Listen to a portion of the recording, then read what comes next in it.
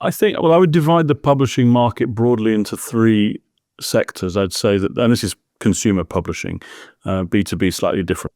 In the consumer world, you've got luxury, you've got mass, and you've got niche.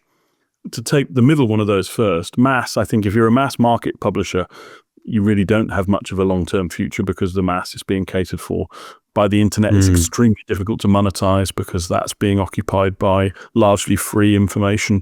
The advertising-only model for digital doesn't really work. And we're seeing this with, brands in the middle of the market like the Daily Mirror in the UK, the newspaper, which is essentially a mass market newspaper. The only monetization model they've got is to flog newspapers and flog ads on the website, and neither of those works very well.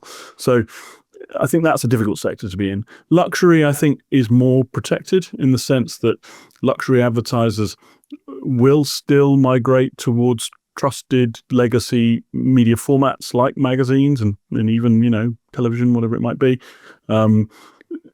So you still have to follow the same approach. You still have to have that kind of following the passion and following the audience, but you're a little bit more insulated from the speed of change. But I think it's in niche where publishers should really take note. And I would guess the message would be focus only on those niches where you can have the entirety of the audience relationship. Be prepared to get out of those niches where you can't. What does that mean? Sorry to interject there. What does that mean, the entirety of the audience relationship? Well, I always use the example of dear old Simon Weir, who was at Future, who left to set up Shift Active Media, which was a cycling business. And that focused on every aspect of a cyclist's need. So he wasn't just producing cycling magazines and cycling videos.